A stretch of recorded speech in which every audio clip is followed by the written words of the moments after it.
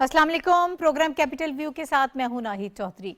नाज़रीन, प्रोग्राम में हम बात करेंगे मौजूदा सियासी सूरत हाल के हवाले से, जो इस वक्त हमें मज़ाकरात के हवाले से डेडलॉक नज़र आ रहा है। इसको ख़त्म करने के लिए कोशिशें की जा रही हैं। वज़ीर आज़म शहबाज शरीफ साहब बारहा इस बात का ये दावत दे चुके हैं अपोजिशन को कि हम मिल बैठें और बात करें ताकि मज़ाकरात की राह हमवार हो और ये डेडलॉक ख़त्म हो सके, ताकि इलेक्शन के हवाले से या रिफॉर्म्स के हवाले से जब बात होती है या फिर मईशत के हवाले से बात होती है, इन तमाम तर चीज़ों पर ऑन बोर्ड लेने की कोशिश करते रहे हैं, लेकिन इसका कोई मस्बत जवाब अभी तक हमें नज़र नहीं आया। कल भी जब इजलास हुआ तो उसमें आसिफ अली जरदारी साहब ने जो कल आइनी कन्वेंशन था उसमें भी उन्होंने ये बात की। उन्होंने कहा कि मज़ाकरात ही इसका वाहिद हल है और मुल्क में जमहूरी निज़ाम को चलाने और उसको मजबूत करने के लिए हम पुरज़्म हैं। अपोजिशन मज़ाकरात चाहती है तो वो वज़ीर आज़म के पास आए और इसमें कोई शराइत नहीं होनी चाहिए। इस पर बैठ के अगर इलेक्शन के हवाले से बात करनी है तो फिर आपस में मिल बैठ कर बात करें। ज़ाहिर है कि जब तक गिव एंड टेक वाला मामला नहीं होगा, कोई सियासी कोई फार्मूला इस्तेमाल नहीं होगा, तब तक मामलात आगे नहीं बढ़ेंगे। इसी के हवाले से हम प्रोग्राम में आज बात करेंगे। सबसे पहले कि ये मज़ाक़े क्यों नहीं बढ़ रहे हैं और इस वक्त नागुज़ीर हैं। मज़ाकरात ज़रूर होने चाहिए, इसके बगैर चीज़ें आगे नहीं बढ़ेंगी, लेकिन इसके बावजूद अपोजिशन की तरफ से इतनी हसासियत मौजूद क्यों नहीं है, वो मशरूत तरीके से क्यों आगे बढ़ना चाह रहे हैं, इस पर हम बात करेंगे प्रोग्राम में। और इस वक्त मुझे ज्वाइन कर रहे हैं जो मेरे पैनलिस्ट हैं, उनका इंट्रोडक्शन आपसे करा देती हूँ। हाफिज़ ताहिर खलील साहब इस वक्त मेरे साथ मौजूद हैं और सीनियर सहाफ़ी हैं, सीनियर जर्नलिस्ट हैं। बहुत शुक्रिया सर आपका प्रोग्राम में हमें वक्त देने के लिए। उनके साथ रशीद साफ़ी साहब ने हमें ज्वाइन किया। रशीद साफ़ी साहब भी सीनियर जर्नलिस्ट हैं, सीनियर तज्ज़ियाकार हैं। सर आपका भी बहुत शुक्रिया। हमायूं ख़ान साहब तशरीफ़ फरमा हैं, हमायूं साहब भी सीनियर तज्ज़ियाकार हैं, आपका भी बहुत शुक्रिया। हाफिज़ साहब आपसे आगाज़ कर लेती हूँ। इससे पहले 12 बल्कि अगर उसको मैं काउंट करूँ तकरीबन 9 मरतबा तो मज़ाकरात की पेशकश जो है वज़ीर आज़म साहब कर चुके हैं और वो कह चुके हैं कि हमें मिल बैठ कर बात करनी चाहिए, लेकिन अपोजिशन जो है वो उस पेज पर नहीं आ रही है। कल आसिफ अली जरदारी साहब ने भी उन्होंने पेशकश की है, लेकिन उन्होंने कहा कि अब आपको वज़ीर आज़म साहब के पास आना पड़ेगा और कोई इसमें शर्त नहीं होनी चाहिए। देखिए नाहिद, बात यह है कि सियासतदानों का मकालमा जो है वो कोई नई बात नहीं है, बल्कि सियासत नाम ही डायलॉग का है और एक दूसरे को बर्दाश्त करने और एक दूसरे की बात सुनने का नाम ही सियासत है। क्योंकि और बल्कि नामुमकिनात को मुमकिन बना देने का नाम ही सियासत है कि लेकिन हम ये देख रहे हैं कि एक साल से जो वतन अज़ीज़ की सियासत पे जो गर्मा गर्मी चल रही है और बड़े तल्ख़ बयानात चल रहे हैं और बावजूद इसके कि दोनों फरीक़ैन जो हैं वो इस बात को ज़हनी तौर पर तस्लीम करते हैं कि बातचीत ही एक मसले का वाहिद हल है, लेकिन हकीकत यह है कि अगर वज़ीर आज़म की तरफ से, जैसा कि आपने कहा, बिल्कुल ये बात सही है कि 9 मरतबा मुज़ाकरात की पेशकश हुई है, लेकिन और अभी भी देखिए बैकडोर चैनल जो है वो जारी वो चल रहा है। तहरीक इंसाफ के लोगों के साथ हुकूमत के राब्ते मौजूद हैं और वो ख्वाजा आसिफ साहब ने बयान दिया था कि वो बातचीत तो करते हैं, गपशप लगाते हैं, लेकिन यह है कि वो ये साथ ही कह देते हैं कि खान साहब को मनाना पड़ेगा। इसका मतलब यह है कि देखें, जब पार्टी के अंदर वन मैन शो होगा और वहाँ पर जो है इज्तिमाइयत की बात नहीं होगी तो नतीजा यही है कि खान साहब किसी पर एतमाद नहीं करते। जिन लोगों को बातचीत के लिए आगे भेजा भी जाता है उनकी टांगें जो हैं खींच ली जाती हैं बाद में, या उन पर अदम एतमाद कर दिया। ये कोई नई तारीख नहीं है। इससे पहले भी जब 1 साल पहले जब बातचीत शुरू हुई थी तो उस वक्त भी यही उनका रवैया था। तो असल बात यह है, असल बात है माइंडसेट की, कि अगर आपका माइंडसेट जो है जमहूरी अमल को आगे बढ़ाने का है फिर तो मुज़ाकरात के दरवाजे खुलते हैं और मुज़ाकरात के रास्ते हमवार होते हैं। लेकिन जब आप एक बंद जो है माहौल में बैठकर और बंद फैसले करते हैं तो उसमें मुज़ाकरात नहीं चल सकते। यही वजह है कि जरदारी साहब ने कल जो बात की है बहुत पते की बात की है कि अब आपको पार्लियामेंट में, शहबाज शरीफ एक नाम नहीं है, शहबाज शरीफ नुमाइंदगी कर रहे हैं पार्लियामेंट की, कि आपको पार्लियामेंट के सामने आना होगा और पार्लियामेंट के में बैठकर ही मुज़ाकरात करना पड़ेंगे। इसका मतलब ये है कि आप अपनी गलती तस्लीम करें। आपने इस्तीफा, आपके खुद प्रेसिडेंट कह रहे हैं कि गलती की हमने इस्तीफे देकर, तो गलती यही थी। और अब अगर मुज़ाकरात की दावत दी जा रही है तो जाहिर है कि आपको एक नेशनल एजेंडे पर तो आना होगा, लेकिन मुज़ाकरात जो हैं वो किसी शर्त के बगैर होते हैं दोनों तरफ से। हाँ। तो میرا خیال ہے کہ اب چونکہ الیکشن بھی نزدیک آ رہا ہے، الیکشن تو ہونا ہے، تو اس کے لیے حکومت نے پہلے بھی پیشکش کی تھی کہ انتخابی اصلاحات پر بات چیت شروع ہو جاتی ہے، تو ہم انتخابات کو شفاف بنانے کے معاملے پر ایک متفقہ اسٹریٹجی بنانے میں اگر تیار ہو جاتے ہیں تو اس سے نہ صرف شفافیت آئے گی بلکہ ملک میں انتخابی جو ماحول ہے وہ بھی کول ڈاؤن ہوگا. لیکن ابھی تک ایسی کوئی صورت نظر نہیں آ رہی، بلکہ فواد چودھری آج بھی کہہ رہے ہیں کہ ہم مذاکرات چاہتے ہیں. لیکن عملی بات یہ ہے کہ صرف بیان بازی سے کام نہیں ہوگا، یہ اس کے لیے پریکٹیکلی آپ کو آگے بڑھنا پڑے گا اور آپ کو عملی طور پر ثابت کرنا ہوگا کہ آپ واقعی ہی مسائل کا حل مذاکرات کے ذریعے اور بیٹھ کر بات چیت، ایک ٹیبل پر بیٹھ کر بات چیت کے ذریعے چاہتے ہیں.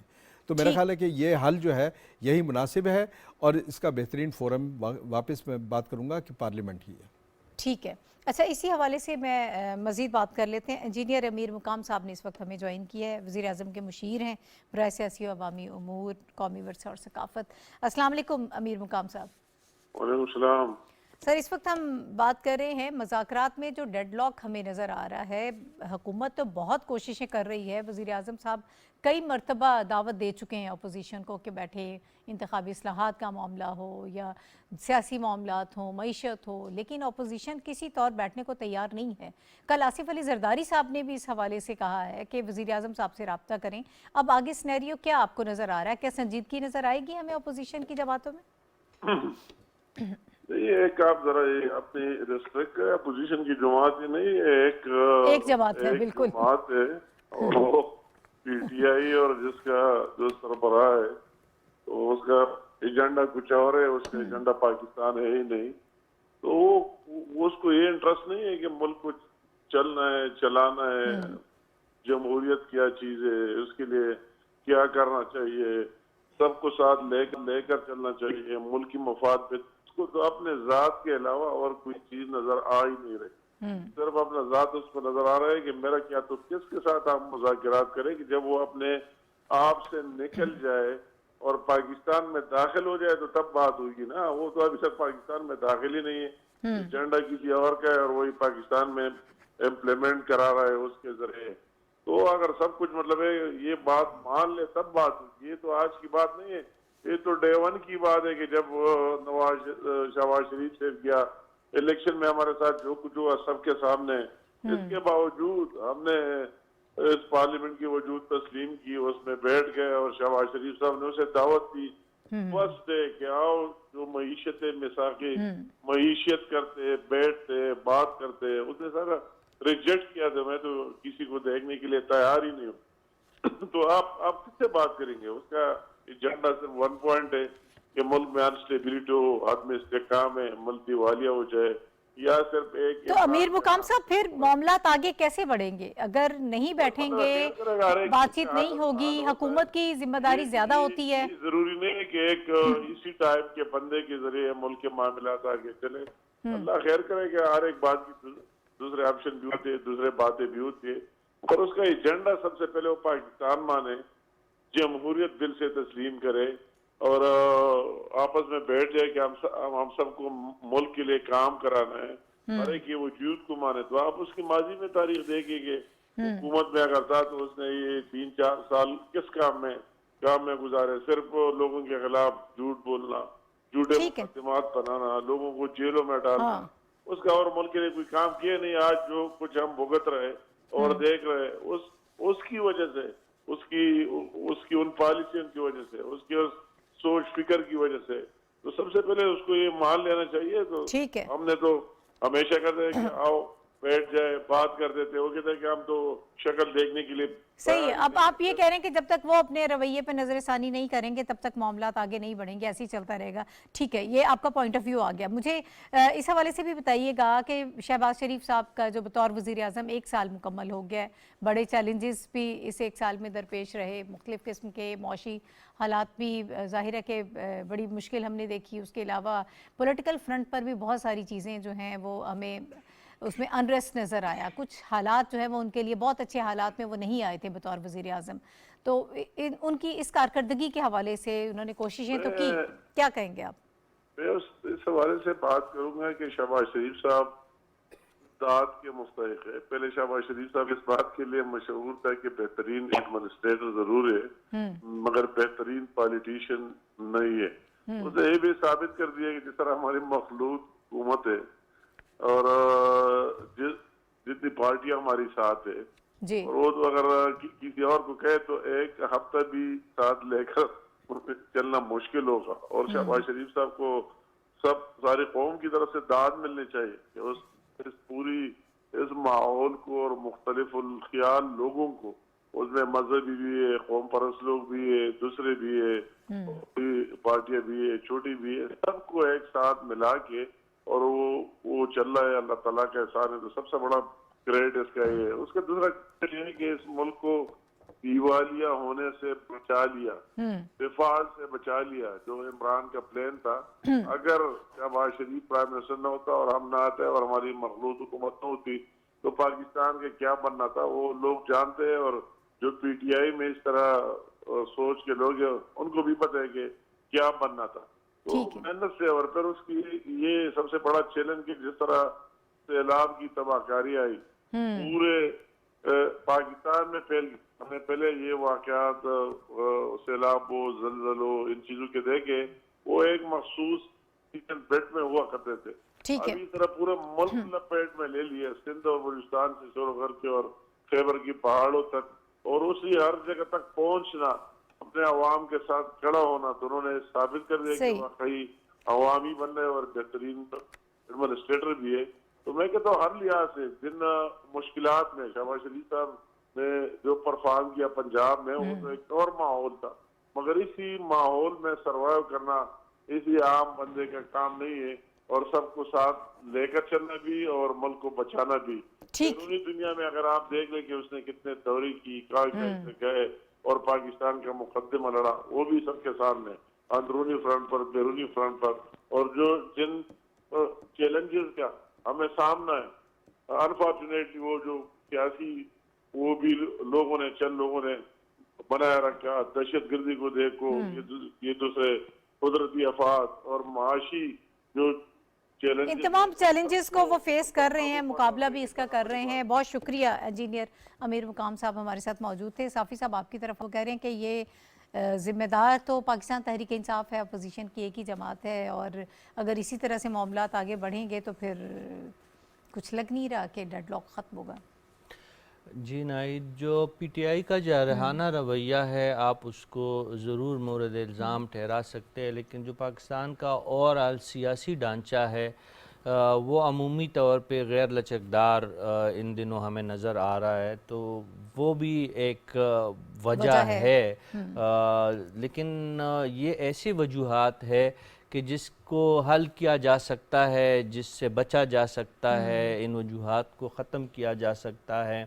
اور میں پھر وہی بات کروں گا کہ زیادہ رسپانسبلٹی جو آپ نے انجینئر امیر مقام صاحب سے بھی یہی نقطہ ان کے سامنے رکھا کہ زیادہ رسپانسبلٹی حکومت پہ عائد ہوتی ہے. اپوزیشن کی طرف سے عمومی طور پر یہی رویہ پاکستان میں اپنایا جاتا ہے کہ وہ بات چیت کے لیے عمومی طور پر تیار نہیں ہوتی، لیکن حکومت کا اصرار اور حکومت کا مذاکرات کے لیے ماحول بنانے کی بنیادی رسپانسبلٹی یہ جو اس وقت کی حکومت ہوتی ہے ان پہ عائد ہوتی ہے.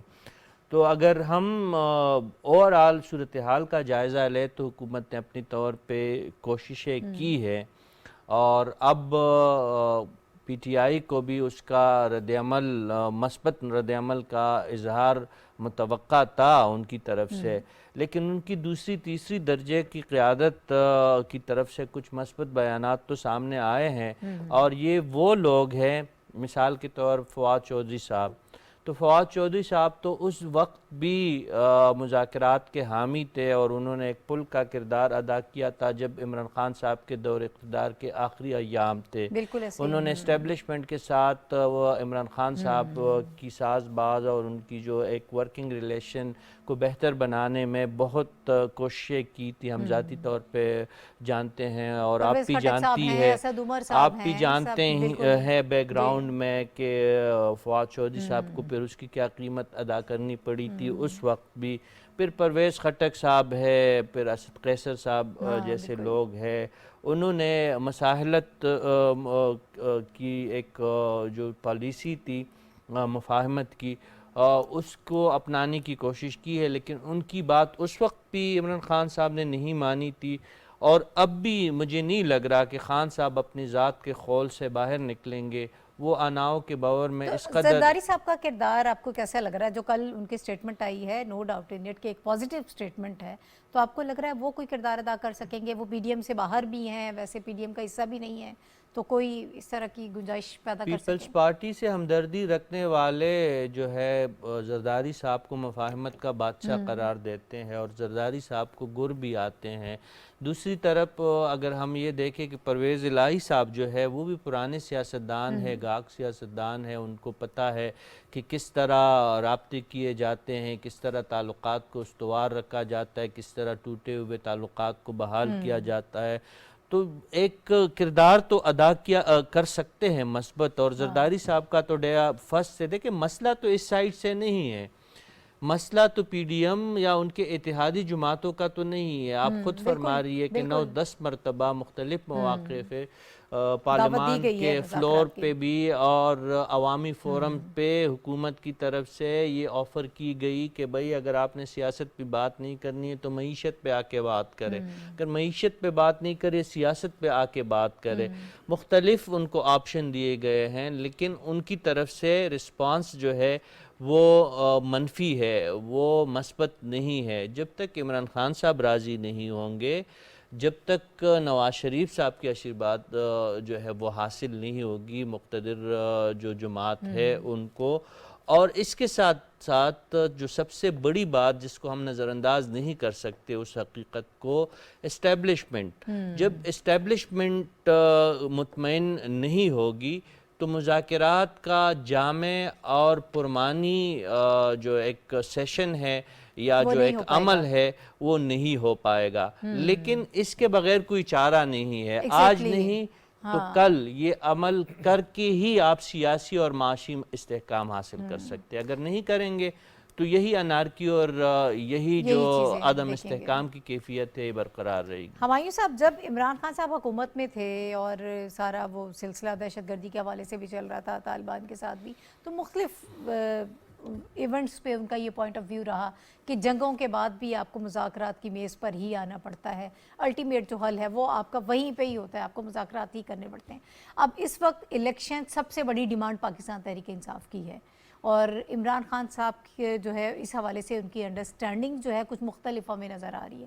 ان کے جو سابقہ بیانات ہیں ان کی نسبت کہ اب وہ مذاکرات کی بیس پر آنے پہ تیار نہیں ہیں, تلخیاں کم ہو سکیں گی کسی طریقے سے, کیا لگ رہا ہے آپ کو؟ میرا خیال ہے کہ جس طرح آپ نے ان کی ایگزامپل دی اور جس طرح وہ افغانستان کی جنگ کے 20 سالوں کے دوران ان کے جو پوائنٹ آف ویو ہم نے سنے, تو آپ آج کے موجودہ حالات میں اگر ان کی وہ ہسٹری کو تھوڑا سا اینالائز کریں تو یہ ایک پراپر اسٹریٹجی لگ رہی ہے مجھے کہ وہ گورنمنٹ کو, ابھی رشید صاحب نے جس طرح کہا کہ اسٹیبلشمنٹ کو, اس کے علاوہ جوڈیشری کو اور میڈیا کو, اور اس طرح کے اور جتنے ادارے جو کہ یا تو پالیسی میکر ہیں یا ڈیسیجن میکر ہیں یا انفلوئنسر ہیں, ان کے اندر ایک پولرائزیشن کر کے ایک اسٹریٹجی کے طور پہ گفتگو اس وقت کریں گے جب ان کے سارے مطالبات مانے جائیں گے, پورے ہو جائیں. اب ان کا جو اس وقت کا سب سے بڑا مطالبہ جو شروع سے بھی اگر آپ دیکھیں وہ ارلی الیکشنز کا تھا, وہ تو نہیں ہوا.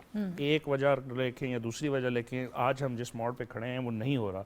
لیکن وہ باوجود اس کے بضد اسی چیز کے اوپر ہیں کہ ابھی بھی جو ہے کہ کسی طرح میری فیس سیونگ ہو جائے عوام کے سامنے, اور میں موجودہ جو پی ڈی ایم کی گورنمنٹ ہے اور گورنمنٹ کی باقی جو اتحادی ہیں ان کو میں کسی طرح اور اسٹیبلشمنٹ کو اور جوڈیشری کو اور میڈیا کو گندا کروں, اور اس کے بعد پھر میں سب سے بڑا ایمرجنگ لیڈر بن کے ابھروں, اور تب میں مذاکرات کی میز پہ آؤں گا اور بات مانوں گا وہ جو میری مرضی کی ہوگی. تو یہ اسٹریٹجی کا حصہ ہے کہ آپ ہمیشہ سے جو ہے جو ڈیمانڈنگ پوزیشن ہوتی ہے یا جو اوور ویلمنگ اسٹرانگ پوزیشن ہوتی ہے اس سے آپ جب نیگوشیٹ کرتے ہیں تو آپ زیادہ گین کر سکتے ہیں. تو خان صاحب اس اسٹریٹجی کے اوپر ہے. تو اس سے لگتا نہیں ہے کہ مذاکرات کسی طرح کامیابی کی طرف جائیں گے.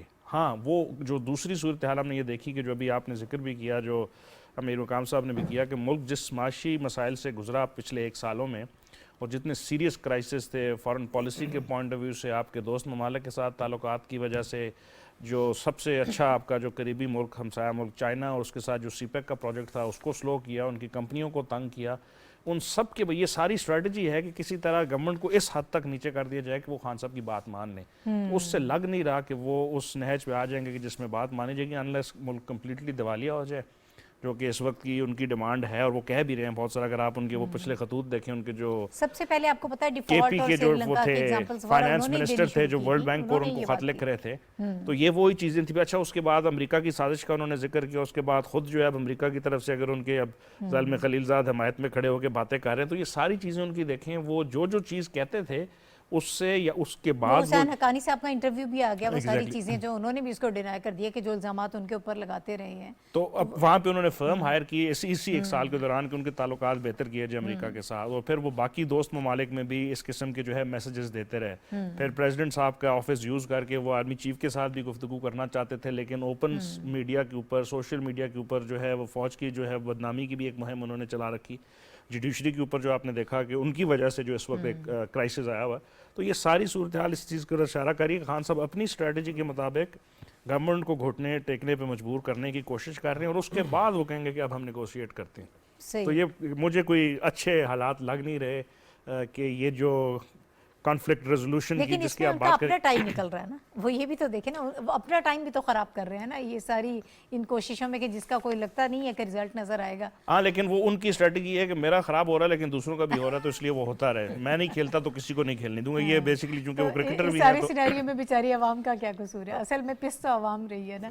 اچھا حافظ صاحب، مذاکرات کے حوالے سے ہم گفتگو کر رہے تھے، مختصراً میں چاہتی ہوں کہ تھوڑا کچھ اور ٹاپکس ہیں ان پہ بات کر لیں. آج وزیر اعظم صاحب نے ایک ٹویٹ کیا ہے، انہوں نے کہا کہ آج 1 سال مکمل ہو رہا ہے کہ میں نے بطور وزیر اعظم حلف لیا ہے. یہ سال بڑے چیلنجز اور مشکلات کا رہا. کس قسم کے چیلنجز اور مشکلات آپ سمجھتے ہیں کہ رہے ان کو درپیش؟ سب سے پہلے تو یہ ہے کہ اگر ہم ان کے عہد حکمرانی کو دیکھیں تو واقعی یہ ایک پولیٹیکل فرنٹ پر بھی اور اکنامک فرنٹ پر بھی دونوں سیاست اور معیشت دونوں فرنٹس پر جو ہیں بہت سیریس قسم کے چیلنجز کا سامنا کرنا پڑا ہے. اور لیکن اس کے ساتھ ساتھ ہم دیکھیں کہ آج میں ٹویٹ پڑھ رہا تھا پرائم منسٹر صاحب کا بھی کہ عدم اعتماد کی تحریک آئی ووٹ کی طاقت، آئین کی طاقت کے ذریعے. دیکھیں ایک طرف سازش کا بیانیہ تھا اور دوسری طرف آئین کی طاقت تھی، اور پرائم منسٹر جو ہے آئین، قانون اور پارلیمنٹ کی بالادستی کا جو ایک سلوگن تھا اس کو لے کر بڑھے ہیں. اور میں دیکھ رہا تھا کہ اگر ہم کمپیریٹیو اسٹڈی کریں تو 1 سال کے دوران پرائم منسٹر میاں شہباز شریف جو ہیں وہ پارلیمنٹ میں آئے ہیں تقریباً 24 مرتبہ، 24 یا 25 مرتبہ آئے ہیں، جبکہ عمران خان صاحب کا جو عہد حکمرانی ہم دیکھیں کہ وہ پارلیمنٹ کو کتنی اہمیت دیتے تھے. ان کی ایوریج بنتی ہے 8 مرتبہ. کہ ملک کا پرائم منسٹر جو ہے وہ پارلیمنٹ کو کتنی اہمیت دے رہا ہے، پارلیمنٹ سے فیصلہ سازی میں کتنی توقع رکھتا ہے، اور وہاں جو ہے عوامی مسائل کے حل کے لیے اقدامات میں کتنی دلچسپی لے رہا ہے. تو یہ ان کے رویے سے اور ان کے مائنڈ سیٹ سے معلوم ہوتا ہے کہ بھئی کہ ملک کا سربراہ، ملک کا وزیر اعظم جو ہے وہ پارلیمنٹ کو کتنی اہمیت دے رہا ہے. پھر اس کے علاوہ دیکھیں انٹرنل سیکیورٹی کے معاملات ہیں، ایکسٹرنل جو ان کے خارجہ تعلقات کے، جس طرح ہمایوں صاحب بات کر رہے تھے کہ سی پیک پر الزام لگا دیا انہوں نے کہ جناب کرپشن ہو رہی ہے، اور چین کو ناراض کر دیا انہوں نے، جو سب سے اسٹریٹجک اور جو ہمارا سب سے قریبی، اور نہ صرف قریبی بلکہ ہمارا ایک لازوال ہمسایہ ہے، اور اس سے ہمارے تعلقات خراب ہوئے. OIC کے مقابلے میں ایک نیا ادارہ کھڑے کرنے کی کوشش کی انہوں نے، اور سعودی عرب کو ناراض کیا، جس کی وجہ سے سعودی عرب کے ساتھ ہمارے تعلقات خراب کیے. سازش کا بیانیہ کھڑا کر کے امریکہ کو ناراض کر دیا. دیکھیں یہ وہ ممالک ہیں جس کے بغیر جو ہے دنیا میں خارجہ تعلقات کا ہم تصور نہیں کر سکتے. لیکن ہمارے ارد گرد جو ہو رہا تھا، آج دیکھیں الحمدللہ یہ ہے کہ ہمارے ارد گرد جو سرگرمیاں چل رہی ہیں کہ سعودی عرب اور ایران کے تعلقات بحال ہونے جا رہے ہیں، جس سے خطے میں کشیدگی میں کمی آئے گی. اب دیکھیں کہ بات یہ ہے کہ اندرونی سطح پر بھی جو ریلیف کے اقدامات ہیں، پرائم منسٹر نے جو ریلیف دیا ہے، ابھی رمضان میں آٹا پیکیج آیا ہے، دیگر اقدامات بھی ہیں، ان کے نتیجے میں ہم یہ سمجھ سکتے ہیں کہ یہ عہد حکمرانی نہ صرف چیلنجز سے بھرپور تھا بلکہ لوگوں کو بھی ریلیف دینے کے معاملات میں بہت تیز رفتار پیش رفت. ٹھیک ہے صاحب، آپ کا پوائنٹ آف ویو کیا ہے؟ دیکھیے اس میں مدوجزر رہے ہیں بہت سارے مسئلے مسائل حکمرانی کے حوالے سے رہے ہیں، اسپیشلی قدرتی آفات نے بھی حکومت کو جو ہے مشکلات سے دوچار کیا، سیلاب کا جو مسئلہ آیا، لیکن پھر ہم نے دیکھا کہ وزیر اعظم صاحب جن کے بارے میں یہ مشہور تھا کہ وہ ایک اچھے ایڈمنسٹریٹر ہے، تو انہوں نے واقعی ایک اچھی ایڈمنسٹریشن کے ذریعے سیلاب کے اس بڑے مسئلے کو نہ صرف کیٹر کیا ریلیف اینڈ ریسکیو اور ایکٹیویٹیز کے دوران، بلکہ ہم نے دیکھا کہ کوپ 27 کے دوران پھر ماحولیات کے مسئلے کو عالمی سطح پر اجاگر کرنا اور پاکستان کے موقف کو اجاگر کرنے میں جو کردار تھا پھر وزیر اعظم اور ان کی ٹیم کا، وہ قابل ستائش ہے میری نظر میں۔ وہ ایک بڑی اچیومنٹ تھی خارجہ سطح پہ پاکستان کی کہ پہلی دفعہ جو پاکستان کا موقف تھا ماحولیات کے حوالے سے کہ جو ممالک ماحولیات کو خراب کرنے میں کم کردار ادا کرتے ہیں تو ان کو ترقی یافتہ ممالک کی طرف سے سپورٹ ملے، معاوضہ ملے، اور اس موقف کو تسلیم کیا گیا۔ پھر آپ نے یہ بھی دیکھا کہ جو 9 ارب روپے کی جو فنڈنگ ہوئی جنیوا میں، جو کانفرنس حکومت نے کروائی، اور اس کے اعلانات پاکستان کے لیے ہوئی ریلیف اور ریکنسٹرکشن ایکٹیویٹیز کے لیے، وہ بھی ایک بہت بڑی اچیومنٹ تھی۔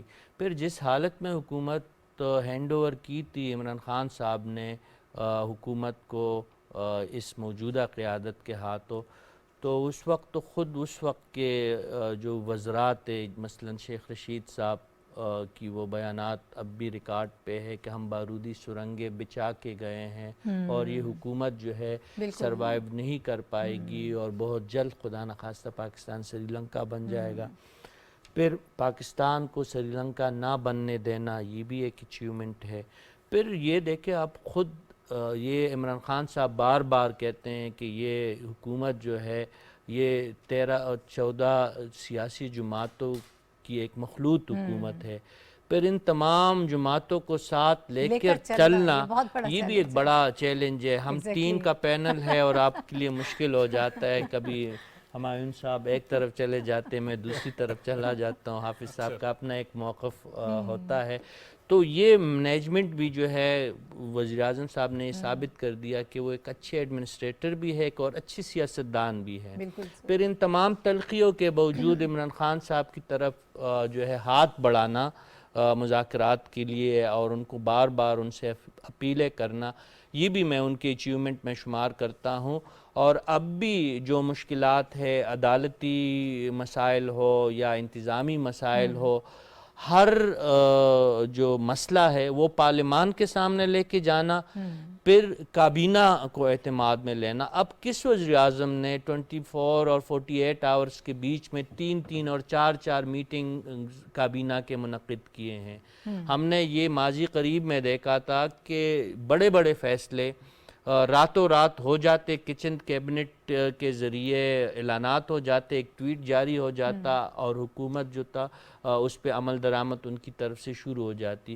تو یہ اتحادیوں کو ساتھ لے کے چلنا، پھر کابینہ کو ہر معاملے میں انوالو کرنا اور پھر ہر بڑے مسئلے کو پارلیمان کے سامنے پیش کرنا، یہ بھی وزیر اعظم کی اچیومنٹس میں شمار ہوتا ہے۔ بالکل درست۔ اچھا، میں ہمایوں صاحب آپ کی طرف آؤں گی، لیکن اگلے ٹاپک کی طرف میں جا رہی ہوں اور اس پہ مجھے آپ کی رائے چاہیے کہ پاکستان نے بھارت کی طرف سے مقبوضہ کشمیر میں جو G20 اجلاس بلانے کی تجویز دی تھی بھارت نے، اس کو پاکستان نے یکسر مسترد کر دیا ہے، اور دفتر خارجہ کی طرف سے بھی جو بیان سامنے آیا ہے اس کا رد عمل کے طور پر کہا گیا کہ پاکستان بھارت کی کسی بھی ایسی کوشش کو یکسر مسترد کرتا ہے، اور جموں کشمیر پاکستان اور بھارت کے درمیان ایک طے شدہ متنازع علاقہ ہے۔ اس کے علاوہ یہ بھی کہا گیا کہ پاکستان کو امید ہے کہ علاقے کی متنازع حیثیت کو سمجھتے ہوئے G20 اراکین جو ہے وہ بھارت کی اس تجویز کو مسترد کریں گے۔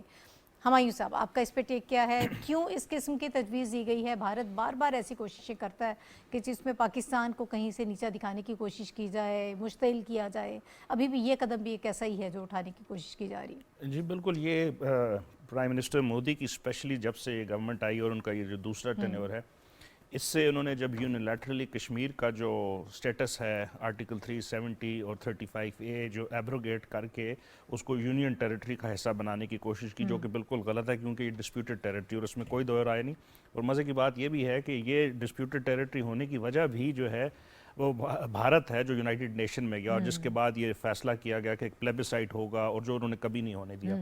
تو اب بڑے عرصے سے ان کی جو کوشش ہے وہ یہ ہے کہ جو ان کا وہاں پہ اللیگل آکوپیشن آف انڈین جو کشمیری علاقہ ہے اس کو وہ کسی طرح سے لیجٹمائز کریں. تو G20 کی چونکہ ان کے پاس اس سال صدارت ہے، انہوں نے 22 سے 24 مئی کو وہاں پہ ایک اجلاس ہو رہا ہے جو کہ ٹورزم سے ریلیٹڈ ہے. اس سے پہلے بھی فارن منسٹرز کی میٹنگ ہو چکی اور اس سے پہلے اور بھی کچھ میٹنگ ہوئی، اور اس میں بڑی ایک انٹرسٹنگ بات یہ ہے کہ اس سے پچھلی جو میٹنگ تھی وہ اروناچل پردیش میں بھارت نے رکھی اور اس میں چائنا نے جانے سے انکار کر دیا. تو چائنا نے اپنا کوئی ممبر نہیں بھیجا اور اس کی ریزن بھی یہی تھی کہ ایک ڈسپیوٹڈ ٹیریٹری ہے جس پہ چائنا کا کلیم ہے کہ ہمارا پروونس ہے.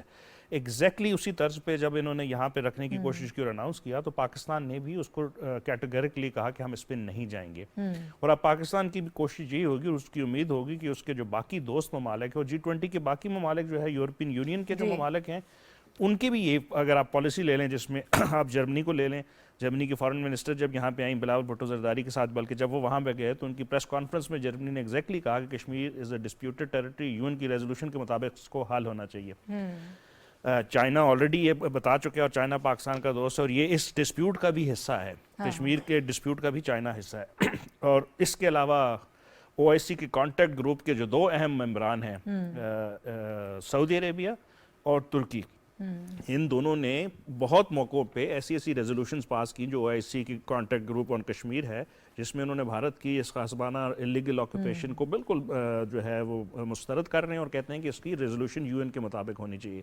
تو اب ہماری کوشش یہی ہے کہ ہم اپنے ان دوست ممالک کے ساتھ ڈپلومیسی کے تھرو، اور انڈونیشیا جو بھی ایک مسلمان ممالک ہے وہ شاید ہمیں ابھی اس پہ تھوڑا سا ہے کہ وہ کیا اس کا ری ایکشن ہوگا، لیکن باقی ممالک موسٹ لائکلی جو ہے پاکستانی پوزیشن کو ٹیک کریں گے اور وہاں پہ یہ جو رکھی گئی ہے میٹنگ اس میں شاید نہ جائیں یا اپنی اپوزیشن جو ہے وہ اس کا اظہار کریں. ٹھیک ہے حافظ صاحب، سب انٹینشن کیا نظر آ رہی ہے انڈیا کی؟ ایک تو اس پہ میں چاہتی ہوں بات کریں، پھر دوسرا دیکھیں ہمایوں صاحب نے کہا یہ ہے کہ یہ ایک بڑی شرارت اور ڈپلومیٹک اوفینسو ہے انڈیا کی جانب سے جو پاکستان کے خلاف ایک مسلسل جو کیے جا رہا ہے. لیکن اس مرتبہ جو کام ہو رہا ہے، دیکھیں وہ انڈیا اس سے پہلے ہائی کمشنرز کو اور غیر ملکی سفیر جو ہیں ان کی وزٹ کرواتا رہا ہے. پاکستان اس پہ بالکل احتجاج کرتا رہا ہے کہ نہیں جانا چاہیے تھا وہاں پر غیر ملکی سفارتکاروں کو، کیونکہ بالکل یہ ڈکلیئرڈ متنازع علاقہ ہے. لیکن اب جو کام کیا جا رہا ہے وہ صرف یہ ہے کہ مقبوضہ کشمیر کے جو حالات ہیں، مقبوضہ کشمیر میں جو ایک غاصبانہ قبضہ کر رکھا ہے اس کی جوازیت اور اس کی قانونی حیثیت کو تسلیم کروایا جائے اور غیر ملکی جو مندوبین ہیں ان کے ذریعے دنیا کو یہ باور کرایا جائے کہ یہ انڈیا کا ایک کوئی لازمی حصہ ہے. لیکن ایسا نہیں ہوگا کیونکہ دیکھیں سفارتکاری میں پاکستان کی ابھی ریسنٹلی بلاول بھٹو نے جو وزٹ کیے ہیں خاص طور پر سعودی عرب کے ساتھ، امریکہ کے ساتھ، اب وہ صورتحال نہیں ہے کہ پاکستان آئسولیشن کا شکار ہے. اور یقیناً پاکستان کے جو G20 ہے اس میں ہمایوں صاحب نے بھی جس طرح بات کی کہ اس میں پاکستان کے اچھے دوست موجود ہیں اور پاکستان اپنی سفارتکاری کے ذریعے اپنے دوست جو ہیں ان کو اس بات پر آمادہ کرے گا کہ وہ نہیں جائیں گے. اس میں چین نے پہلے بھی بائیکاٹ کیا ہے وہاں پر تبت کی سائٹ پر جانے پہ، اور اسی طرح اب مقبوضہ کشمیر میں جو، اور دیکھیں یہ کام اس وقت ہو رہا ہے جب APHC کی طرف سے جو ہیومن رائٹس کی رپورٹ آئی ہے وہاں پر ابھی کل ہی ریلیز ہوئی ہے کہ 5 لاکھ کشمیری قیدی جو ہیں انہوں نے شفٹ کیے ہیں انڈیا کی دیگر جیلوں میں. تو یہ بڑی خطرناک بات ہے. اس کے علاوہ یہ ہے کہ ابھی دیکھیں 5 اگست 2019 سے لے کر اب تک تقریباً 40,000 جو نوجوان کشمیری جو ہیں ان کو پیلٹ گنوں کے ذریعے ان کی آنکھوں کی بصارت سے محروم کر دی. یہ وہ اقدامات ہیں جس سے انڈیا جو ہے وہ توجہ ہٹانا چاہتا ہے عالمی برادری کی. اور جو OIC کانٹیکٹ گروپ ابھی لاسٹ میٹنگ ہوئی تھی جنرل اسمبلی کے سیشن میں، اس میں واضح طور پر انہوں نے یہ کہا تھا کہ ہمارا ایک ڈیلیگیشن جو ہے کشمیر میں جانے کی اجازت دی جائے تاکہ ہم خود دیکھ سکیں کہ وہاں ہیومن رائٹس کی کنڈیشنز کیا ہیں. بھارت ان تمام اقدامات سے توجہ ہٹانے کے لیے اب یہ G20 کانفرنس وہاں منعقد کرنا چاہتا ہے. میرا خیال ہے یہ نہیں ہو سکے گی اور ایسا کام نہیں ہوگا.